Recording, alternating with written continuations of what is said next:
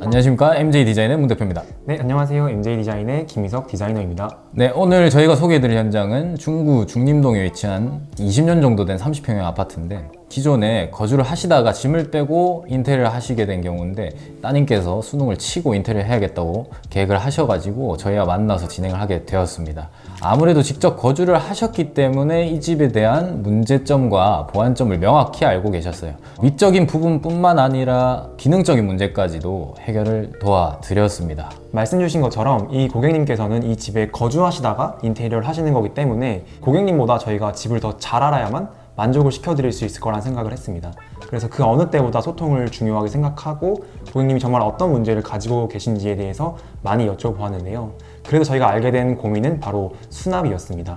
이 집 같은 경우에는 방이 3개밖에 없는데 고객님 가족 구성원은 총 5분이셨습니다. 그러다 보니까 각 방에 이미 수납이 가득 차 있었고, 그 수납을 어떻게 다른 공간으로 풀어낼지에 대한 고민을 많이 하셨는데요. 저희가 그 고민을 좀 해결해 드리도록 많이 노력했습니다. 그럼 지금부터 현장 리뷰 들어가겠습니다. 가보시죠.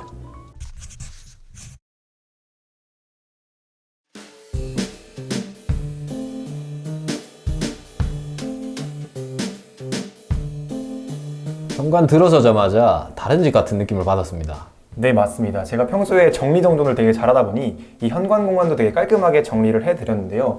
오른쪽 벽 같은 경우에 지금 필름 마감을 해드렸고요. 바닥은 1200에 600각 타일, 그리고 신발장 같은 경우엔 도어를 푸시 타입으로 마감드렸습니다. 그리고 기존에는 중문이 없었는데요. 아무래도 밖에서 우풍이 좀 많이 들어온다고 하셔서 사면도 중문도 설치해드렸습니다.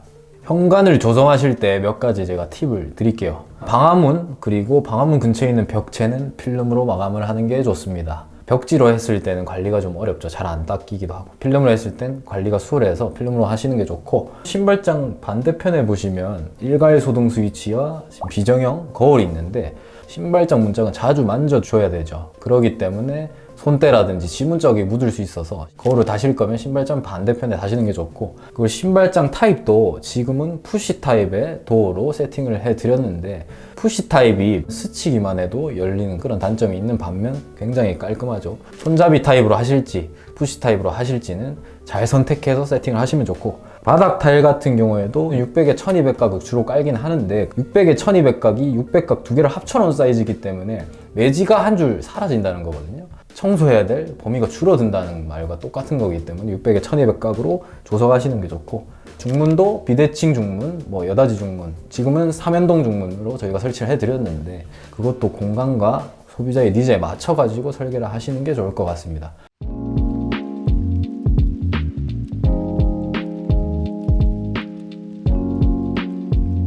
현관에서 들어서자마자 복도의 공간인데, 좌우측에 벽체를 곡선으로 조성을 하니까 현장을 부드럽게 이끌고 가는 그런 느낌을 주네요. 양쪽 벽 다 모두 기능적으로 꼭 필요한 벽이었다 보니 그 기능적인 건 넘어서 디자인적으로 풀어내려고 노력했습니다.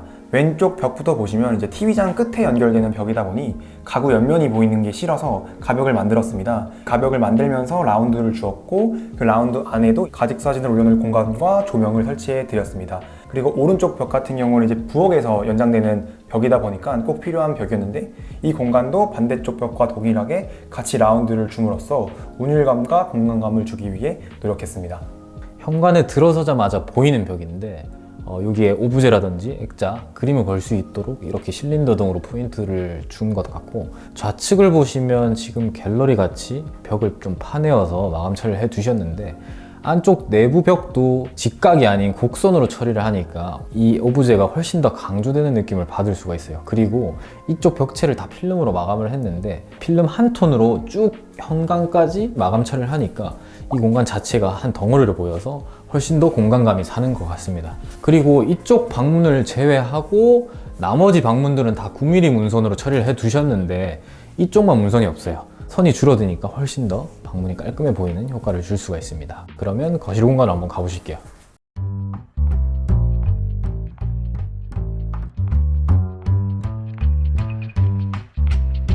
디자이너님께서 이 거실을 위해서 깨알 같은 디테일을 곳곳에 숨겨두었다고 하는데, 어떤 건지 한번 설명해 주세요. 네, 맞습니다. 제가 처음에 말씀드렸던 것처럼 고객님이 수납에 대한 문제를 많이 말씀해 주셨는데요. 거실 같은 경우에 이제 왼쪽 벽에 원래 기존에 TV가 있었는데 왼쪽 벽의 길이가 사실 오른쪽 벽의 길이보다 많이 짧다 보니까 TV장을 설치했을 때 사실상 수납할 수 있는 공간이 많지 않았습니다. 그래서 저희가 오른쪽 벽으로 이제 콘센트랑 인터넷 선들 다 옮겨드려서 이쪽에 TV를 설치할 수 있고 월플렉스 장을 설치해 드렸습니다. 장 같은 경우에 이제 위에는 무몰딩으로 설치해서 공간이 답답해 보이지 않게끔 만들어 드렸고, 전체적으로 이제 푸시 타입의 도어를 만들어 드렸는데요. 오른쪽 끝에 장을 열어보면 안쪽에는 하부 지판을 빼서 청소기를 설치할 수 있게끔 만들어 드렸습니다. 그리고 이제 왼쪽 끝으로 가면은 손잡이가 달려있는 거를 보실 수 있어요. 전체적으로 고객님이랑 이야기를 할 때 자녀분이 3분이다 보니까 아침 준비 시간에 대한 재밌는 얘기를 해주셨는데요. 따님 한 분이 화장실에서 씻고 계실 때 한 분 여기 서서 화장을 하시고 한 분은 식사를 하신다고 하셨습니다. 기존에 이 공간에서 똑같은 행동을 하셨다 보니 손잡이를 잡고 열게 되면 180도까지 열리는 힌지를 사용하여서 기존보다 많이 열리는 반경의 도어를 만들어 드렸고, 그 안에서는 이제 화장을 하실 수 있도록 이제 콘센트와 이 내부에는 레일 선반을 활용하여 스킨 로션을 편하게 바를 수 있도록 만들어 드렸습니다. 이쪽 벽을 보시면 또 조금 색다른 공간으로 만들어 주셨는데 한번 설명해 주세요. 집 내부에 이렇게 가벽이 세워지다 보니까 고객님이 집이 답답해 보일까 많이 걱정하셨는데요. 저희가 그 답답함을 좀 털어드리고자 밑에부터 천장까지 설치할 수 있는 거울을 만들어 드렸습니다. 거울에 비치는 공간까지 이 공간처럼 느껴지다 보니 확실히 확장감을 줄 수 있고요. 거울만 설치한 게 아니라 옆에 템바보드로 루버 효과를 주기 때문에 심심함도 좀 덜 수 있었습니다.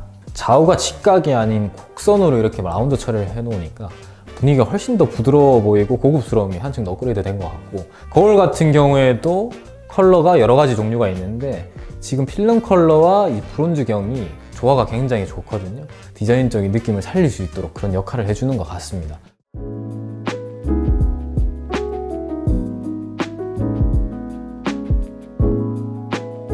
공용 욕실은 전반적인 톤을 집 전체 컨셉에 맞게끔 베이지 계통의 600각 포르쉐린 타일로 시공을 해드렸고, 기존에는 조적 젠다이가 따로 없었는데 위에 수납하실 수 있게끔 선반을 만들어 드리고, 앞전 영상에서 말씀드렸다시피 젠다이는 벽에서 벽 끝까지 시공을 하는 게 관리도 그렇고 수납도 올릴 수가 있으니까 참고해 주시면 좋을 것 같고, 그리고 기존에도 욕조 형태의 타입의 욕실이었는데 이번에 똑같이 욕조 형태의 타입으로 시공을 해드렸는데, 욕조 에이프런 마감은 똑같은 600각 포르쉐린 타일로 마감을 해드렸습니다.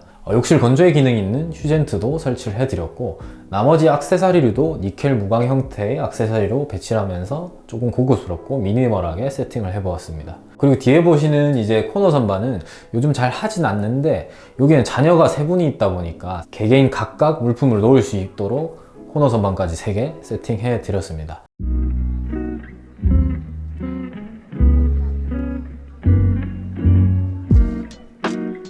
네, 여기는 주방입니다. 주방은 크게 레이아웃 변화가 없는데 어떻게 이 주방이 만들어지게 됐는지 한번 설명 부탁드리겠습니다. 네, 고객님이 기존의 부엌을 사용하시면서 사실 특별하게 불편함이 없다고 말씀을 해주셔서 제가 레이아웃을 막 뒤집거나 하지는 않았습니다. 고객님이 말씀해주신 한 가지 포인트가 냉장고가 2대인데 한 개는 이쪽에 있고 한 개는 이쪽에 있어서 이 냉장고를 혹시 붙일 수는 있을까요? 라고 말씀을 해주셔서 거실이랑 현관에서 봤듯이 가벽을 하나 만든 걸 보실 수 있었을 거예요. 그 가벽이 사실 이 냉장고 2개를 붙이기 위한 시공이었습니다. 그래서 냉장고 2대를 나란히 붙이고 기존의 레이아웃을 그대로 따라가서 좀 길어진 기역자 부엌이 될 수 있었고요. 레이아웃은 동일하지만 부엌이 좀 바뀌었다는 느낌이 많이 드실 거예요. 조명도 메인 등을 라인 조명으로 만들어 드려서 깔끔한 부엌으로 탄생시켜 드렸습니다. 요즘 대면형 아일랜드 주방을 선호를 많이 하시는데, 이 아파트 구조에서도 충분히 대면형 아일랜드 구조로 세팅을 할 수가 있었는데, 아무래도 고객님 직접 사시다 보면서 딱히 불편한 점이라든지 추가로 요구하시는 부분이 없었기 때문에 기존의 레이아웃을 유지하게 되면서 수납이라든지 아일랜드만 조금 보충을 하게 되었습니다. 사실 대면형 아일랜드 구조의 부엌은 추가적인 전기공사 혹은 또 설비공사가 들어가야 되기 때문에 그만큼 비용이 조금 올라갈 수가 있다는 점 참고해 주시면 좋을 것 같고, 그리고 우측에 이제 삼연동 중문이 보이는데 여기는 바로 발코니가 있기 때문에 단열이 되는 창호라든지 터닝도어가 서야 되는 게 정상적인데, 고객님께서 여기 삼연동 중문을 따로 저희가 인테리어 공사하기 전에 설치를 해 놓으셨는데 딱히 춥다든지 그런 특이사항이 없어서 고객님께서 이 중문을 유지를 하고 필름 처리로 색깔만 바꾸면 좋겠다고 말씀을 주셔서 저희가 필름 공사만 따로 진행을 해드렸습니다. 그럼 다음 공간으로 가보시겠습니다.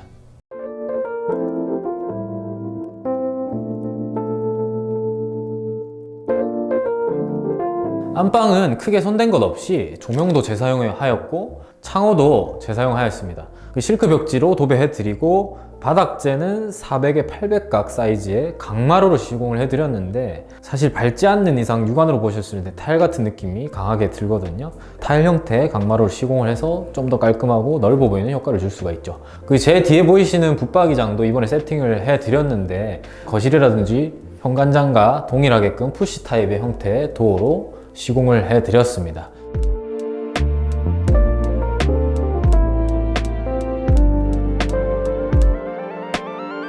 안방 욕실은 공용 욕실과 다르게 공간이 매우 작았기 때문에 변기와 세면대만 들어갈 수 있는 구조로 세팅이 되어 있습니다. 공용 욕실과 마찬가지로 600각 베이지 계통의 포쉐린 타일로 시공을 해드렸고요. 고객님께서는 안방에서 간단하게 화장을 하고 싶다고 말씀 주셔가지고 면도경이랑 화장품을 놓을 수 있는 공간까지도 만들어 드렸습니다.